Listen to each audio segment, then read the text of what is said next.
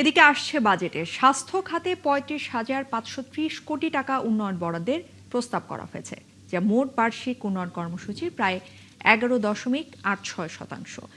স্বাস্থ্যসেবার মান উন্নয়নে এটি ইতিহাস সর্বোচ্চ বরাদ্দ বলে জানিয়েছেন স্বাস্থ্য প্রতিমন্ত্রী ডক্টর এম এ মুহিত। এতে অবাঞ্ছিত বা পকেট খরচ কমানো হবে বলেও জানিয়েছেন তিনি। আরও জানাচ্ছেন মেহেদী হাসান।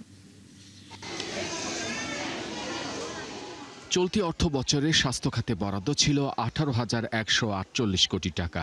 প্রতিটি উপজেলায় ৫০ শয্যার হাসপাতালকে ১০০ শয্যায় উন্নীত করা সহ দেশের স্বাস্থ্য ব্যবস্থার বৈপ্লবিক পরিবর্তন আনতে এখানে বরাদ্দ বাড়ানোর প্রতিশ্রুতি বিএনপির নির্বাচনী ইস্তেহারে।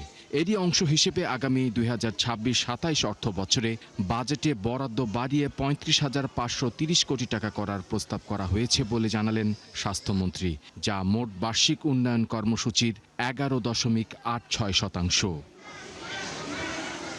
পরিবহন ও যোগাযোগ এবং শিক্ষা খাতের পর এটি তৃতীয় সর্বোচ্চ খাতভিত্তিক বরাদ্দ। স্বাস্থ্য খাতে মোট বরাদ্দের মধ্যে স্বাস্থ্য সেবা বিভাগে পাবে ২৬,৮০৬ কোটি টাকা এবং স্বাস্থ্য শিক্ষা ও পরিবার কল্যাণ বিভাগের জন্য রাখা হয়েছে ৮,২২১ কোটি টাকা। বাকি ৫০৩ কোটি টাকা অন্যান্য মন্ত্রণালয়ের স্বাস্থ্য সংশ্লিষ্ট কার্যক্রমে ব্যয় হবে বলে জানান এম এ মুহিত। বুধবার জাতীয় প্রেস ক্লাবে আলোচনা সভায় স্বাস্থ্য খাতের বাজেটে বিস্তারিত তুলে ধরে তিনি বলেন, এই বরাদ্দের আওতায় সারা দেশে হাসপাতালগুলোতে আধুনিক চিকিৎসা সরঞ্জাম সরবরাহ ও হাসপাতালের মান উন্নয়ন, ডিজিটাল হেলথ কার্ড, নতুন কর্মী নিয়োগ সহ অনেক নতুন পরিকল্পনা বাস্তবায়নের রূপরেখা থাকছে। আমরা ইতিমধ্যেই তো আমাদের বিভিন্ন পরিকল্পনা গ্রহণ করা হয়েছে এবং সেই পরিকল্পনাগুলো বাস্তবায়নের জন্যই এই বাজেট। অন্যান্য বছরের মধ্যে এবারের বাজেটটা নিঃসন্দেহে স্বাস্থ্য খাতে এবার অগ্রাধিকার পাচ্ছে এবং স্বাস্থ্য খাতে বাজেট বৃদ্ধি হবে সিগনিফিকেন্ট আকারে।